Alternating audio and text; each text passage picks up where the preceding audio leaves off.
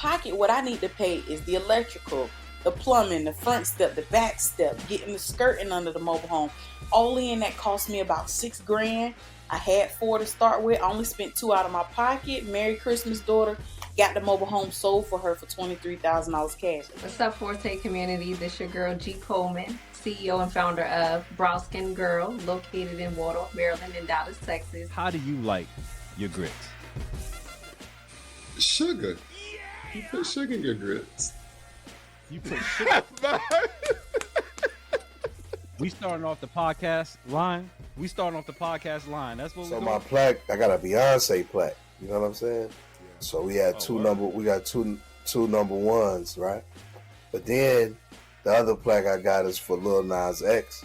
So Lil Nas X. I'll show it to you. What's up, world? This is your favorite chef. Chef X is in the building. I've worked with some of the most amazing talents in the world. Cardi B, Offset, Negative Style, Your Money Bag, Eddie Murphy, you name it, I've done it. And I just want to say shout out to the Forte podcast. The types of assets that I purchase are multifamily apartment buildings, right? So I'm typically looking at buildings, complexes that are 100 units or more. The largest that I've ever been a part of is right at 300 units. Come on. Anything you do that's worth succeeding, you always got to take a step down to go up. Mm-hmm. Even if you're going to go win the lottery, you got to take a deficit of $1, $2, $3, $4, $5, however much you spend it on a lottery. So your bank account takes a deduction before you shoot up. So before you shoot up to $20, $30 million, your bank account needs to take a deficit, whether it's gas to go to these meetup.com locations, whether it's to go put on a suit or buy a suit if you don't have a suit, to be able to be presentable in circles, right? Or to get a laptop or to get a printer. Like, it's always going to be deduction before you see a production. I want you to know that if you have a desire to be great, yes, the greatest among you is a servant.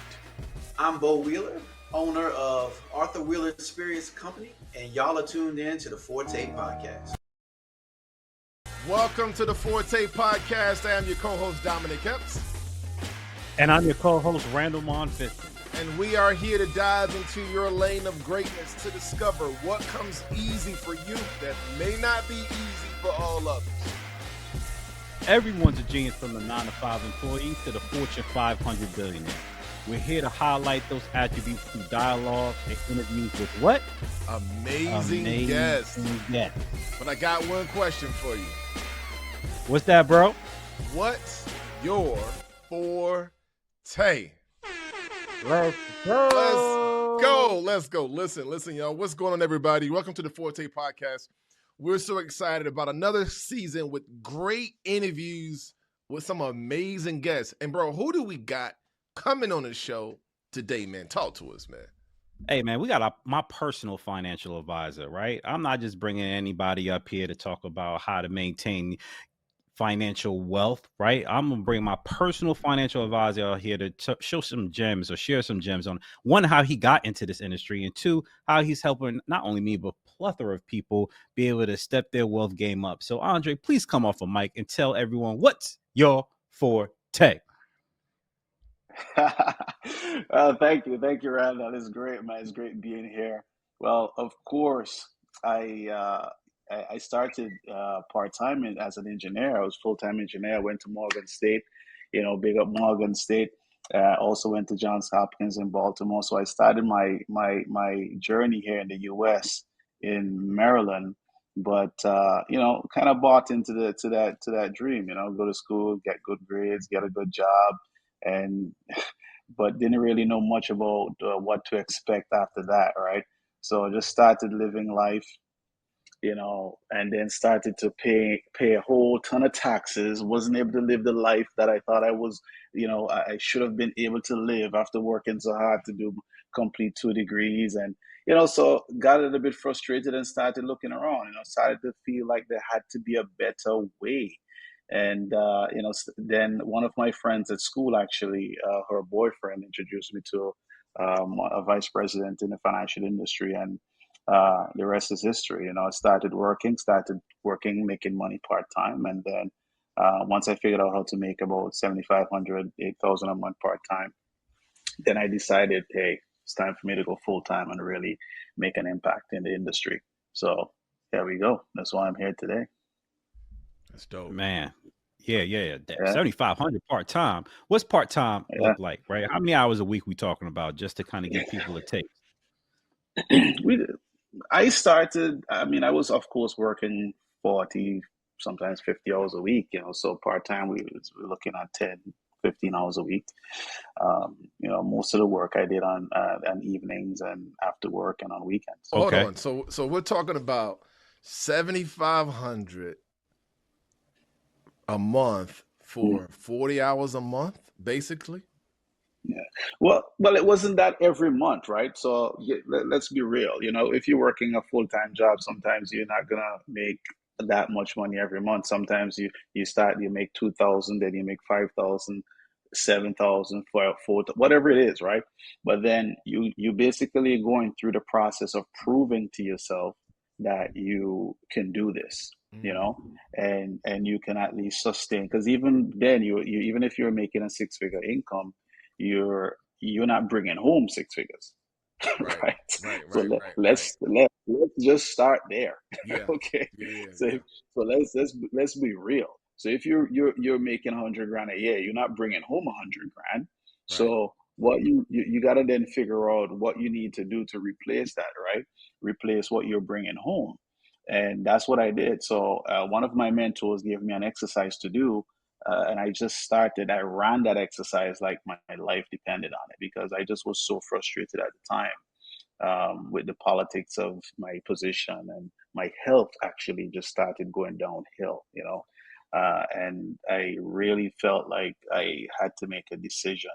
I was either having to stay in these kind of roles and make a decent living, or and get sick, or do something else. Wow. So I had to make the decision to do something else. So, and many people find themselves in that position, but they still try to justify why they should stay in that role. And there's so many people will justify staying in a job that they hate, a job that's making them sick, a job that's not going to allow them to achieve their goals and dreams. And they will do that for 20 years. But if they see their friend trying to build a business for 1, 2 years and struggle, they laugh at them, or they try to put them down, or they think that you crazy. Why don't you go get a job, right? So it's amazing, the psychology, the way that we think sometimes. It's okay to be ordinary and average and not achieve your goals and dreams for 20, 30 years, but it's not okay to try to figure out how to build a business for 2 to 3 years. Wow, you preaching, man. Hold on, man. Yeah. You started the podcast off with so much fire, man. Let's back this train up a little bit. Can we back it up a little bit? So yeah, sure, absolutely. Great information, man. But we want our viewers to know a lot about our guests, right? So we can tell by your accent that you're not a native, right, of America. So let's get back into your backstory. Where are you from? Yeah. And how was life growing up? Well, I would say I had a pretty normal childhood. I really enjoyed growing up. I grew up in a very small island nation called St. Vincent and the Grenadines. So it's in the Southern Caribbean, close to, if you're familiar with St. Lucia, we are the next island down from St. Lucia, Barbados. We are about 100 miles to the west of Barbados. But the largest island in my nation is St. Vincent, and the smaller Grenadine islands to the south. They're more touristy but beautiful, of course. Called the Grenadine Islands, but I love where I'm from. It's a beautiful place. Don't get to go back as often as I would like to, but that's where I'm from. I grew up there, played tennis as a youngster, and actually I was able to achieve a world ranking as a junior tennis player. And playing, so I would travel around the world playing tennis on the ITF tour, usually the Caribbean circuit, accumulating points. So I was able to acquire world ranking. And then in 1999, I represented my country in Pan American Games. Then I went to the Junior Olympic camp in 2000. Then I came straight to Morgan State University on a scholarship the next year. And that's where, my journey in the U.S. began. So I had a full scholarship to Morgan State, played there, enjoyed, loved it, made a lot of connections, a lot of great friends up to today. Um, you know, so after that, I went to Johns Hopkins, did my master's in environmental engineering, and went into the engineering industry. But again, loved the journey, enjoyed every bit of it, and I'm still today. I'm able to utilize a lot of those experiences to help me to serve my clients, at a much much higher level. Yeah. Man, you didn't say nation. You said world rankings. Like, man, Yeah. I don't know why I didn't know that about you, Andre. I didn't know you was on. Like, okay, Yeah. all right. Yeah. Yeah. Yeah, man. So I used to live Put some since respect I on was his name, 10. right? Bro. Yeah. Wow. Yeah. Yeah. Yeah, since I was 10. Since I was 10. Yeah. So I think I was ranked like in doubles. That was ranked about juniors. This is junior world ranking, like 245 in the world, and singles probably around the same. I don't care if it was But yeah, juniors, It doesn't matter, freshmen. yeah, right? Yeah. It's world. You got Yeah. the world. Yeah. How many That's people right. can say that? Yeah. So you was a young yeah, Arthur yeah. Ashe. You was a young Arthur Ashe, man. Trying to be. Yeah, Yeah, yeah, trying to yeah. be. Yeah, Okay, so yeah. Okay. so you was doing tennis, right? Uh-huh. And then tennis is what got you to Morgan State on a full Uh-huh. scholarship, right? Let's Yes. let's let's talk about the culture shock to go from an island to Baltimore, right? Like, Yeah. what was that like for you your first year, man, at Morgan State? Talk to us about It that. yeah, it was it it was a surreal moment because there's so many times living in the islands you dream of being able to come to the States, and live this life of quote unquote luxury, or just having a shot, to live a better life. So, but I remember just like it was yesterday. I remember coming on campus. Um, I was dropped off by the taxi over at Blown Towers. I don't know if you know if you guys familiar with the camp Blown Towers. That's an all-female dorm, and I had this little suitcase, and I was walking through the campus, and then I walked over to the tennis courts. And then I only had this one jean suit. I can remember like yesterday. I had this one jean suit. I had no winter coat. I had none of that. you know. Uh, So I had this one jean suit and a little like carry-on suitcase, because I was coming, traveling and stuff. And but yeah, so my uncle literally had to buy me clothes. He had to tell one of his friends who was in Baltimore to come and look for me, and took Wow. me shopping to K&G. I remember, to get some discount clothes and stuff like that. You know what I mean? So yeah, man. So I remember that it was just like it was yesterday, but. I enjoyed the journey, and I made so many cool friends. And a lot of my friends, of course, were from the islands too. They're almost all of the athletes on the track team were from either Jamaica or Trinidad, right? So, so they were. I felt at home either way. And there was another athlete there, a guy named John Cummins. He was actually his brother actually works here as a brother. Is Lee Cummins. He's a transplant surgeon here in Tampa as well. So Jean, he was on the track team. He's actually from St. Vincent and the Grenadines. He's a doctor today as well. He's a PhD. So I had some good friends. I had a lot of people to meet. I mean, it was of course a bit of a shock being able to see all the tall buildings, but I wasn't too much of a shock because I traveled before. So the most of the shock surprisingly came from the food. Mm. Mm. Is that I is that missed is that is that in a good way or Yeah, I'm about to say. yeah? I feel like the like. Go ahead. I couldn't eat literally. I couldn't eat the cafeteria food. I wasn't I It didn't have enough seasoning for me because I'm coming from the islands. You Yeah, understand what that's I'm what I was saying? about to say. I, Yeah, and I'm pretty sure the food there is more fresh, right? Like you dealing with a whole bunch of preservatives and like I half meats mean, mixed in with real meat type of dishes. Like, man, man, yeah. So I couldn't eat the food. I literally had to because I wasn't eating properly. And Mhm. because I wasn't eating properly, and we're up at 5 o'clock in the morning, we're in the gym, we're running 3-4 miles in the morning, then we go to class, and then after class we're back on the training again. We're on the court, so I started to cramp up. Because my body wasn't getting enough nutrients, and I was losing too much weight. Wow. So I literally had to be placed on a meal plan, and they had to monitor my eating. I literally had to go into that cafeteria and just eat just for nourishment and forget about the taste, Wow. because Yeah. I wasn't eating enough. So Because Morgan State need to learn how to season their food. That's what you basically said. Right?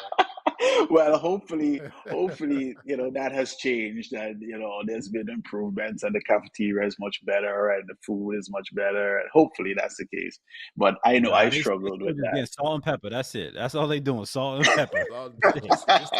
Just the bare minimum, right? Just the Yeah. bare minimum. Yeah. So talk But I about your love. family size. Like, what's the size of your family back at home? Like, was it you got a lot of Oh, siblings? Like, what's your family size like?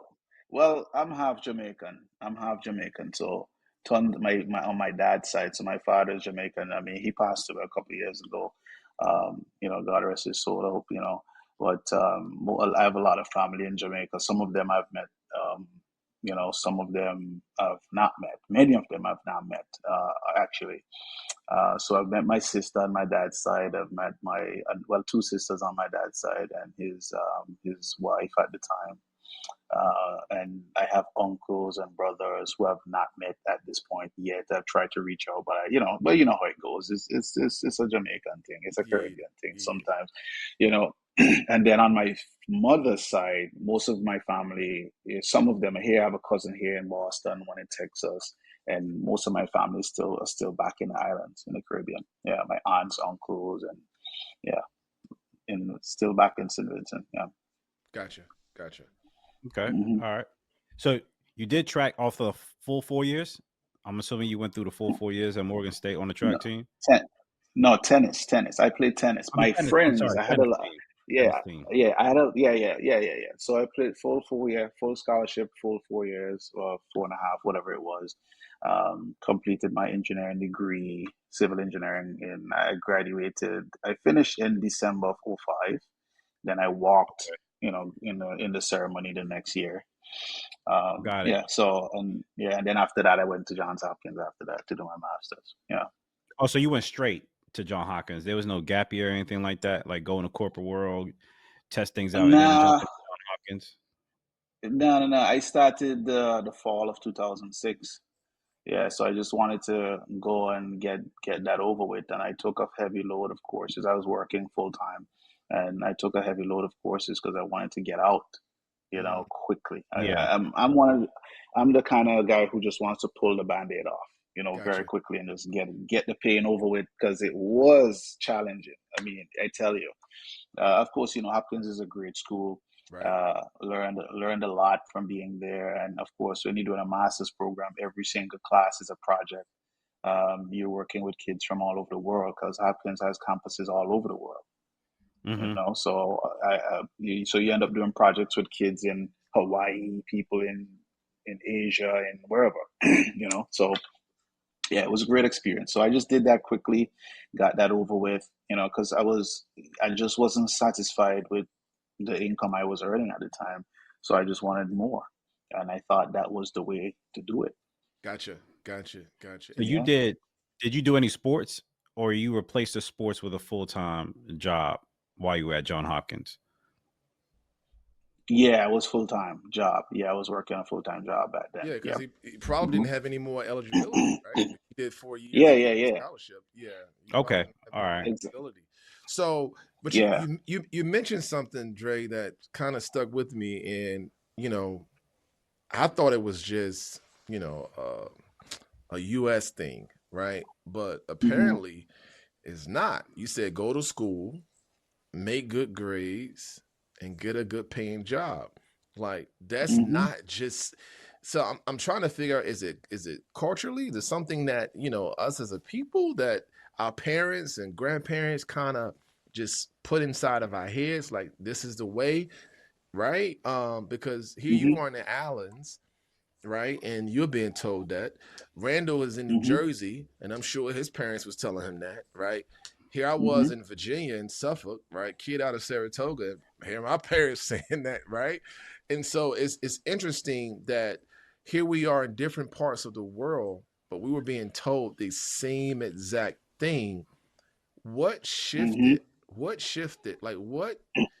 Even though you were told one thing, what made the light bulb go off and say, this is not accurate. This is not going to, Mm-hmm. get me out of this Mm-hmm. rat race. So what happened for you? My awareness, one word, awareness. Because you're only gonna take action on the things that you know and you believe. Okay. So and belief comes from knowing. You there's no belief without knowing, right? So you got to start somewhere. And where do you think most of us get? Where did you guys get your first exposure to how to earning money? Mm. It's Man. proximity, the people around you, right? You see an example of somebody near you, or Yeah. maybe somebody that you wanted to glean from, like this podcast, like Yeah. most podcasts. You Exactly. see someone Yeah. you like, and then Most you just gravitate because Yep. something of right. that. Yeah. Because So. most people get their first exposure to to finance from their the people who are in close proximity to them, i.e., their Mhm. parents, their relatives, their people who they can see and they could identify with quite easily. Okay, so most of us, that's what we know. And even in the US, you know, you still have about what 90% of people that either work a job or are self-employed, right? Right. Yeah, 90 or 95% of people. That's just the way it is, right? So where do you think most people are going to get their education from, their financial education Mhm. from? Their mindset and their perspective as to how they see the world in terms of commerce and economics and finance. They see that through the eyes of the people who are teaching them, which Yeah. is which and who are influencing them from a very early age, which is their parents. Right. And the challenge is most of us take information from people, and we take advice from people who love us. They love us and care for us, but they're not qualified to give us advice Hold on on, man. certain Hold on, things. Dre. Hold on, Dre. Hold on. You said something. I want you to repeat You that because understand? you said something there that was pretty profound, man. Go ahead and repeat that statement. Yeah, we take advice from people who love us, who want to see the best for us, but are not qualified to give us information and advice on those topics, right? So they're giving you advice through the lens of someone who cares for you, and they don't want to see you get hurt, and they don't want to see you get harm. And the reality is, what they see as harm is not really harm. Mm. You understand? Yes, sir. What they see as they see struggling or trying to build a business or trying to figure things out, and not being able to pay a bill here. They listen. Banks, well, especially as you start learning the game of finance, and again, don't get me wrong, credit score is important. You want to be able to manage that, but when you're using credit, you're still playing the game on a personal level, Mm. right? Mm. When you start playing this game on a team level, on a business level, what banks really want to see is a schedule of assets. They will give you anything. They want to see a schedule of assets, man. They want to see what are these assets that you own? What is their value? How much cash flow are they generating? There are many banks that will be willing to give you money based on the schedule of Yeah. your assets and the positive cash flow that's being generated from those assets. While most people are still focused on just credit, credit, credit. Credit to me, when I think of credit, it is just like the ante, it's just the entry level Mm. Mm. of the disciplines because developing good credit is good because it's a discipline. Credit is just a discipline, right? And even me, I have to work on it. Everybody has to work on it, right? It's a discipline that you have to have. And what is the discipline? Managing cash flow with outflow, income with expenses. That's really it. You gotta be able to manage that. And once you're able to manage that exercise, because every single debt that you take on is gonna require some of the bandwidth from your cash flow, from your income, some of Yes, your sir. effort, Yeah. right?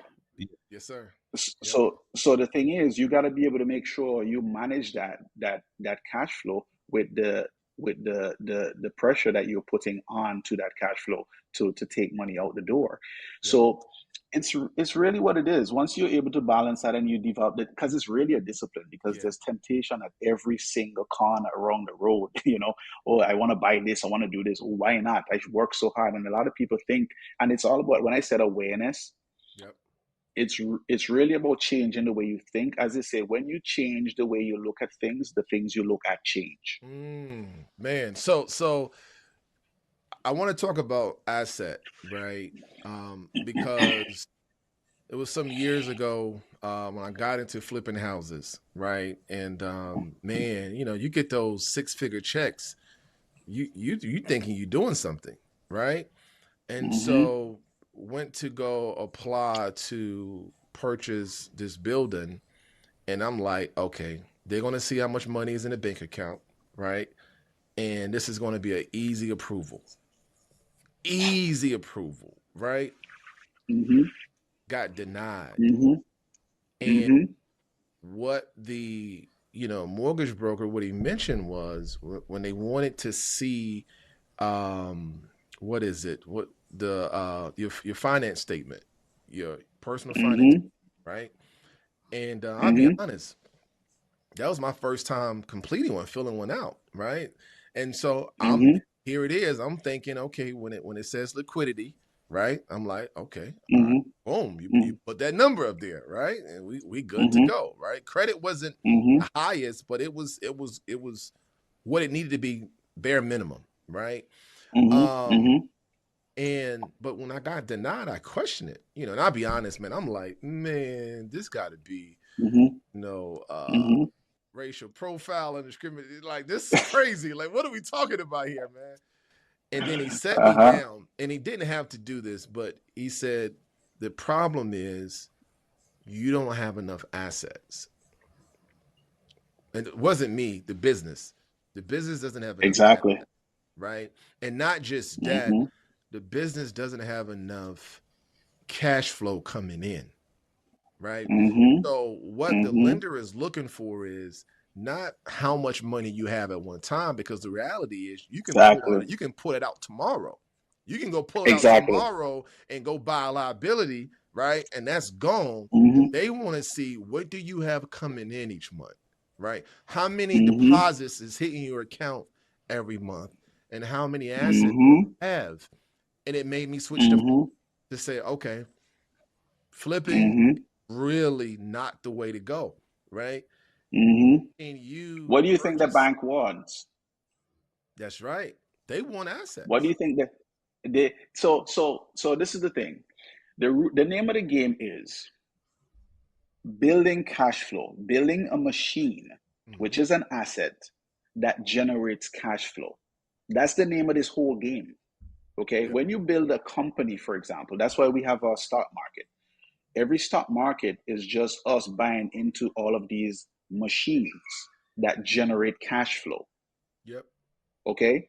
And the value of that machine, of course, appreciates with value because of the value that it delivers to the marketplace. But the real deal behind this whole thing is these are machines, companies, i.e. machines, because it's a system that is designed to generate cash flow, right?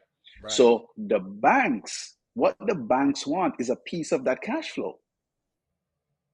That's what they want. Yeah. Right. Yeah. So that's what they look. So it doesn't matter if you have $100,000, even $500,000 because, for example, think about it this way. There are tons of people who have $500,000 in the bank, but you wouldn't but based on what you know about them, you would never even allow them to run your business. Would you? You understand? Right. If they don't have the right disciplines and the right qualities to run that business, I don't care how much money they have in the bank. Yep. Okay. It takes discipline to create a system and to run the system to keep the cash flow coming. Yep. Okay. Yep. It requires discipline and expertise and knowledge and focus and whatever is required to do that, right? So that is what the bank wants. The bank wants to be able to take a piece of your cash flow and put it onto the plus side of their balance sheet every month. That's That's right. what it is. And they're gonna That's it. use that. Yeah, they're gonna Yeah, use that yeah. cash flow to then acquire And more assets. when we look at balance sheets, right? You know, most people, there are some empty slots that are not being completed that they're looking for. So on Yeah. that balance sheet, it's not just assets. They want to see accounts receivable, right? Yep. What are you receiving, right? Here's Yeah. another one, notes. You know what I mean? Mm-hmm. Like notes receivable. Mm-hmm. And these are things that, you know, in our community, we see the luxury marketing, right? When people Mm-hmm. have the cars and the jewelry, right? But it's this Mm-hmm. type of education that we really need, right? Because Yeah. if we're going to get the bag and have longevity and be able to pass on this information to our children, we have to understand that acquiring the asset is one thing, right? And then of course protecting it is another. So I don't want to shift the whole conversation because I want to get back into, you know, what got you into finance, right? Because you went to school for engineering, but Yeah. and you said about the job, right? And so your health was going Yeah. down, and I guess the Yeah. job was very stressful, right? But Yeah. what got you into finance? What made you say, okay, let me, you know, I went to school for this, but let me test this Mm-hmm. out. Like, was it somebody you met, or what was it? Well, before you Honestly, get there, before you get there, what kind of engineer degree? Because I didn't realize until some time ago, there's different engineer degrees, right? Like, what yeah. kind of engineer degree did you get? And I think that may help align with what you're about to say, jumping into the financial field. Right. So my first degree was civil engineering. So I have a bachelor's in civil engineering, and my master's is environmental engineering. Wow. Okay, that didn't go the way I thought it was going to go. Well, I it thought went look, it went the way for But me. it's I'm even like civil engineer. That sounds structural. Like you can give us a it structural is. inspection. Exactly. Civil Yeah. engineering is broad. You understand? Especially, okay. if you go the program in civil engineering, it addresses is, water, is industrial, is mechanical, Yep. it's a lot of different things, water resources. There's a lot of structural engineering, as he just mentioned. So there's a lot of different disciplines on the civil engineering. Civil engineering is broad. That's good. Yeah. So there's a lot of things, of course, but you have to have the basics, right? You're gonna have to go through the algebra, the math, the calculus, the differential equations, and plus science on the other side of that, Yeah. because all engineering is just math, the math and science applied to solving problems. Okay. All right. So we brought it back. Okay, go ahead. So what was the question again? Yeah. So what got you into finance? So you went to school for engineering, right? So what took Yeah. place that made you pivot and get into finance? To be honest, first of all, it was awareness. I became aware of how I was making my income, and I also became acutely aware that I wasn't going to be able to live the life that I wanted to live, because I love traveling, especially playing tennis and traveling on touring, playing tournaments kind of gave me the travel bug, right? So I really enjoyed the freedom of being able to travel and see places and enjoy my life. So I just didn't see myself being able to travel and have the freedom and the ability to do the things that I wanted to do, you know, if I were to continue having the engineering job that I had. I just didn't see it happening. So I had to find something that would allow me to have the ability to generate a permanent type of income, a residual income, an income that would come in whether I was working or not. And once I discovered that in finance, and I discovered that not only can I have a residual income, I can have a compounding residual income, which most people have never heard about. So it's something really interested, and that's really what sparked my fire. and So got So me let's talk really about it. motivated. yeah, I was about to ask Let's the talk second about it. You question. said most Yeah. people. Yeah. What better place to talk about it than on the Forte? Forte. Let's go. Let's go. Absolutely. Yeah, Absolutely. because as you know, residual income, most people get a certain percentage of a certain transaction, and it reoccurs every month, right? So they get, Mhm. let's say $100 of every, like a reoccurring transaction, right? Mhm. And they get $100 every month, and that $100 keeps coming in for however long, yeah, going into the future. But a compounding residual income is when your income increases, it compounds every time. So, for example, when you build, that's why companies in the investment world, they always want to recruit other investment managers, right, to come and work for them, because they can bring more assets under management. So the more assets you have under management, the more money you make every time, right? And the longer, if my client, even if my client doesn't even invest more money with me, let's say they just invest $10,000 with me, and that $10,000 grows, let's say you get a 10% rate of return on that, in 7.2 years, that 10,000 is going to grow to 20,000. So then you make a certain percentage of 20,000. And then when it doubles again, you get a certain percentage of 40,000. Then you get, so your income is increasing and doubling and tripling and quadrupling every time the account balance goes up. Mm, And that's just from one account. So, and that happens with every account, right? mm, mm. Yes, sir. So that's that. So when I realized that, and I first of all I learned the rule of 72, and the rule of 72 talks about how long it takes for your money to double. It's Yep. actually a banker's rule. You can Google it if you want to. It's Right. there. So you should know about it. These are the basic concepts that I think Well, every single let's person say should know. let's say, Andre, that our listeners Hmm. are not aware of the Hmm. rule of 72, right? Can you break that down? Because that's a very important rule, because it Hmm. helps you understand why banks come after you for refinancing. Like, when do they Oh yeah. decide to do that, right?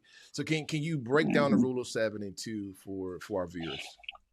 Absolutely. So the rule of 72 simply tells you how long it takes for your money to double, your invested monies to double. Okay. And it works for you if you have money invested, and it works against you if you have debt.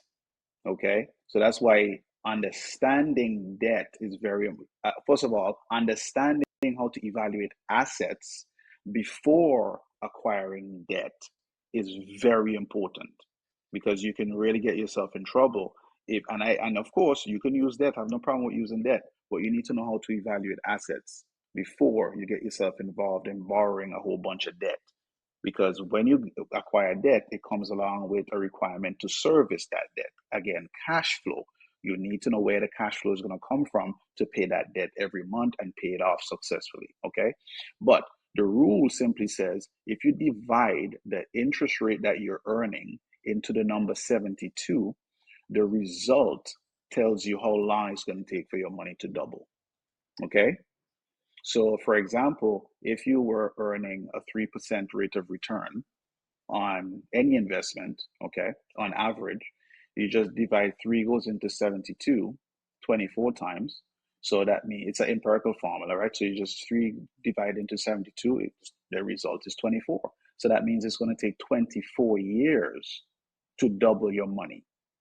So if you start off today with $10,000 and you're getting a 3% rate of return on that money, it's going to take 24 years before your 10,000 becomes 20,000.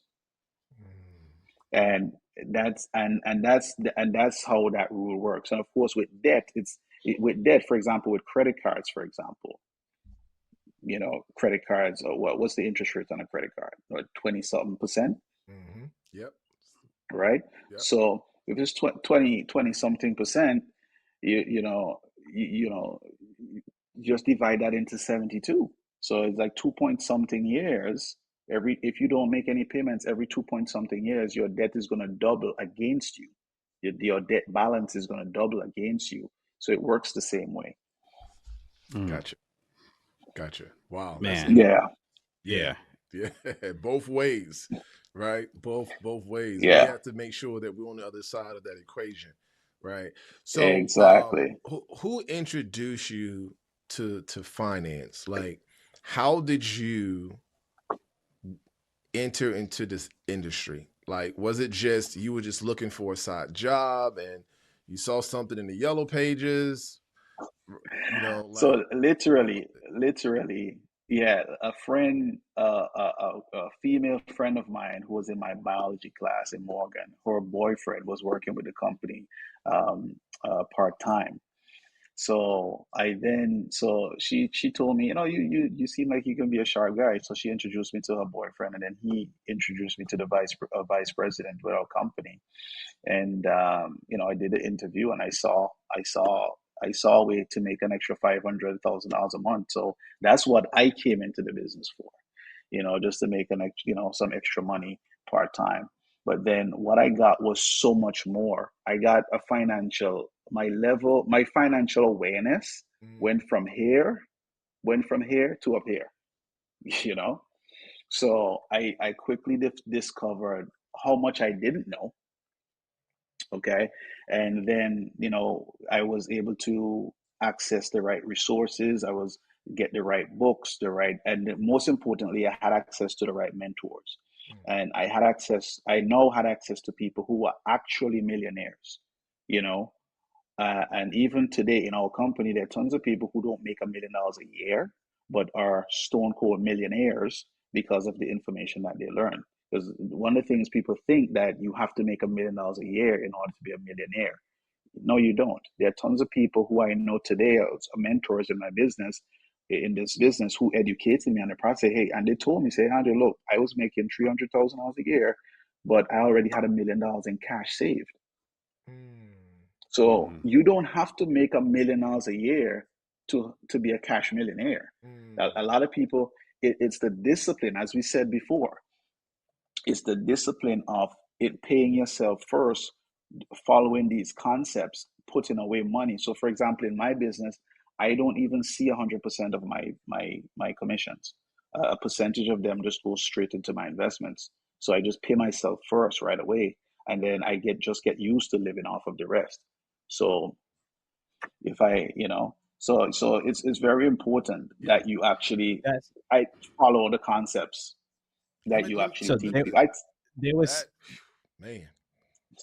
I wanted so there's something that I forgot Myron Golden. He said that the difference of the different classes of tax bracket people, right? You have poor people who, of course, who are chasing to try to gain credit. You have the middle class who has credit, but they use it to leverage to buy other things, liabilities. And then you have rich Yeah. people or wealthy people who leverage credit to then make more money, right? They don't buy an asset with credit. They buy a Leverage liability that. credit. They buy an asset with credit, right? Yeah. And what you Hmm. said just now hit the nail on the head when you were talking about how essentially you're taking your money, right? You pay yourself a little bit, but then you reinvest it, right? You're trying to multiply your money. And what I love it in Exactly. the most simplest term, and he says, I want my money to have money babies. I want my one Yeah. dollar to turn into $2, and then those $2 then go have babies and then make more dollars. And before you know it, you have a whole family of dollars from that $1 that you started with, right? Instead of taking Hmm. that dollar, paying yourself the whole dollar, and then now what? That dollar's gone. It Hmm. went to go on Hmm. vacation. It went to go buy some Louis Vuitton, to go buy the latest Mercedes, and you don't have nothing else to replicate it, right? So, I think people don't think about that spider web effect that could occur by just taking a little bit of that dollar that you earned to yourself, right? Let's say 25% of that. So 25 cents you pay yourself, the other 75% you put it back into some type of investment vehicle to make more money. And then this is Hmm. where you have the multiple streams of income, right? So that 75%, Hmm. that 75 cent then becomes a dollar 50. A dollar 50 turns into 275. You keep on taking your only 25% return, but you keep on putting it right back Hmm. into a vehicle that makes money and makes money. And then Hmm. 5, 7, 8 years, then you really start seeing the fruits of your labor, where your small 25% of each of those things is $300,000 a year, Yeah. potentially $1 million a year, Right. right? And And and then and that's the thing, right? Sorry, I didn't mean to cut you off there. Go no, no, ahead. no. Go ahead. Go ahead. Go ahead.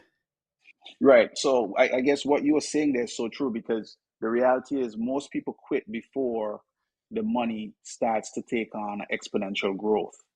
You know, because Mhm. it takes some time to start building up that balance in your account.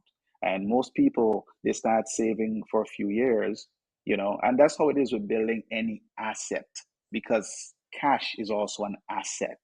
Okay, because if you have enough money in your investment account, that money is going to make money from capital gains, from dividends, from interest, if you own bonds, all these different things. Okay, so you don't, and I could get into a whole topic on this, right? Why people shouldn't sell their positions right away, because most people think of things differently.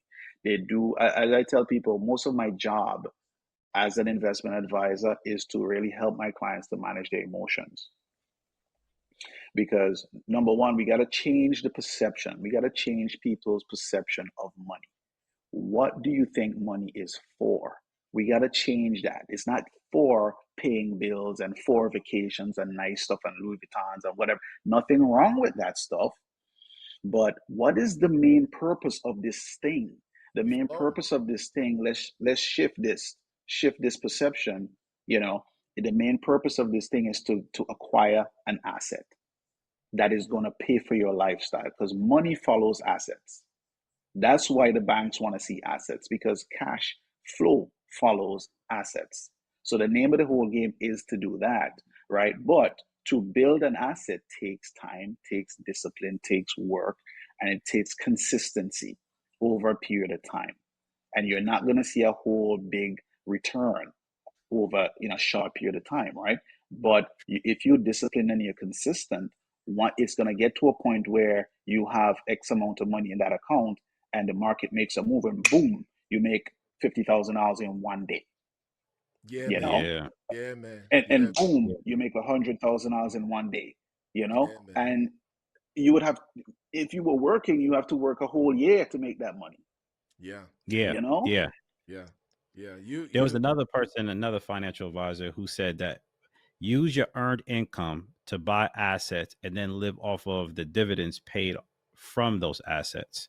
Right. If you yeah, look at it from that perspective, right, one, it's a it's a mechanism to keep you from spending your own money, right? You think that, hey, I went out and I earned $10,000 this month, I need to go spend 7,000. No, put that into a vehicle that you can invest, right? At first, it's gonna be harder because you have to live your life. You have to have food, clothing, shelter.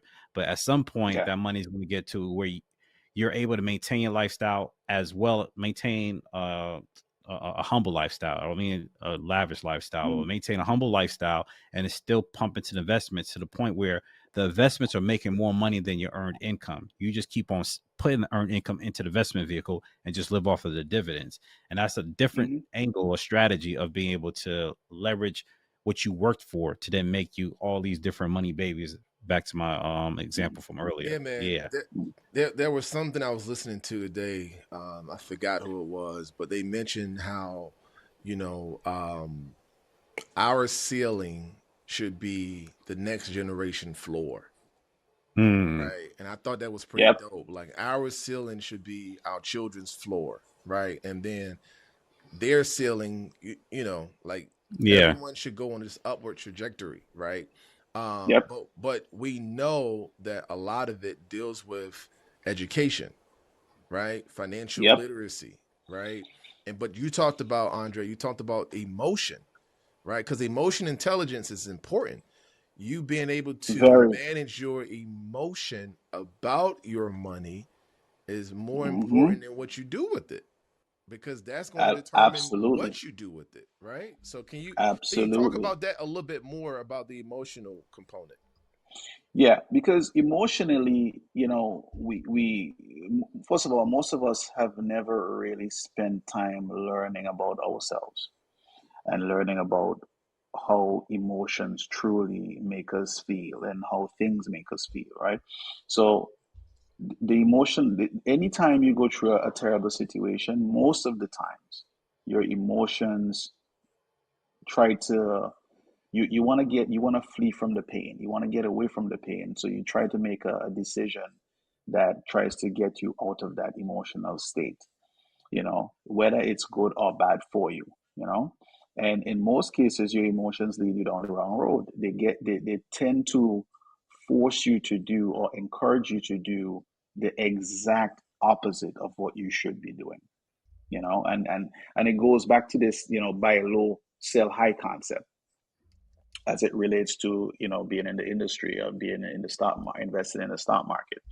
Most people would, buy a position for $20 a share, and they see and they're long on the position, meaning they expect it to go up, increase in the future, and they have a long term time horizon. That means they expect to use the money 20 years down the road, and they see the position goes down a little bit, and they get nervous, and they call me up on the phone. Hey, should we sell this? Should we do this? Should we like?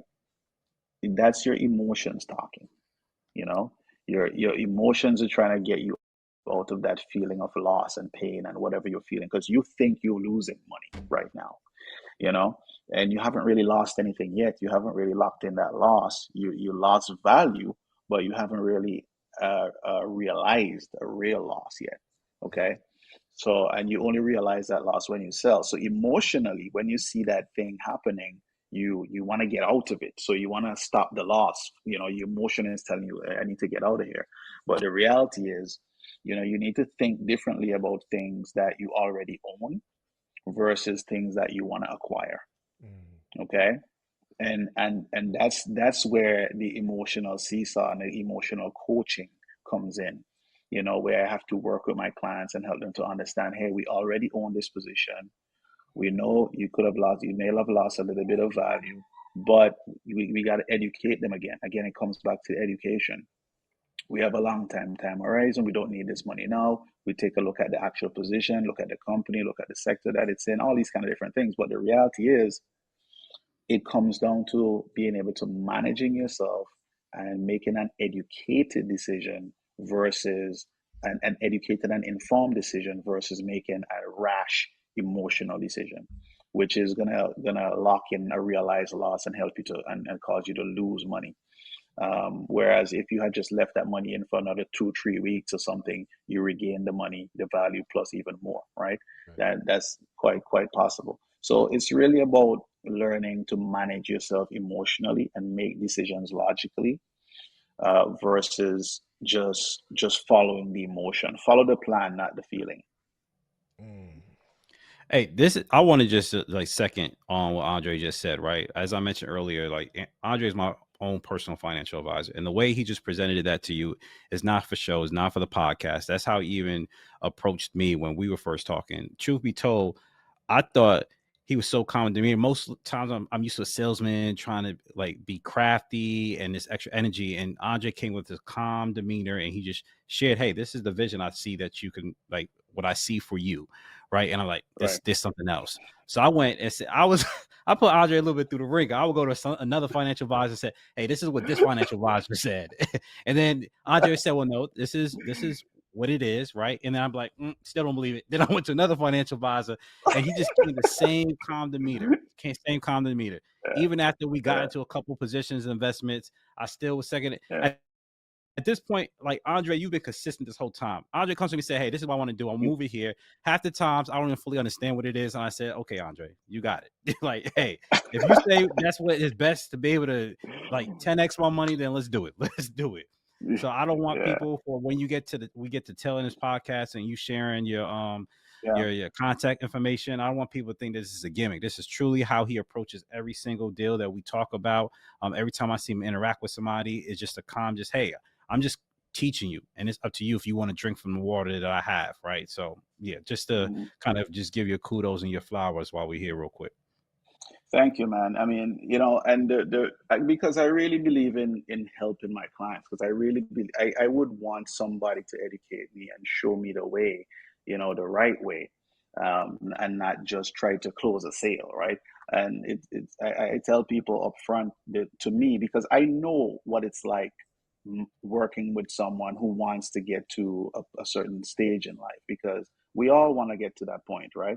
So I would have wanted somebody to take the time and educate me and show me exactly what I need to know and give me the tools that I need to, because I tell you all the time, I'm not going to be around you all the time to help you to make decisions, right? And I want you to be able to stand on your own 2 feet as my client and make decisions that are in your best interest. So I'm going to take time to educate you up front and get to know you, because I think the relationship that we have, the trust, the admiration for each other, I think that has to be there. Because if that's not there, I've turned away people with millions of dollars because I just don't think me and that person would get along, right? So it's better for us to be able to have a good relationship and a mutual respect and admiration for each other. And then I'll take the time to put together a plan, educate you, and show you what you need to do to get from where you are to where you need to go, and do that with a certain level of confidence and certainty. Okay, that's one of the major things that I bring to my clients is that level of confidence, and by giving them targets that they know they can hit. And because most people don't have a target, most people are just investing, and they're trying to do the right thing, putting some money away for retirement, but they don't know whether or not they're making progress, whether or not it's not measurable, you know? So Yeah. you have to be able, you can't achieve something, you can't track your progress if you can't measure it. You have to be Yep. able to measure it. So we have to then, so we first establish the targets, just like I did with Randall, with you, Randall. And then we know exactly the action steps we need to take to get there and the things we need to do to keep ourselves accountable. And once we have that established and we trust and like each other, of course, I then make sure we test it against the law to make sure it satisfies the laws. And lastly, I test it against how my clients feel. Because what I do know is if you don't feel good about it, you're not going to do it. So Yeah.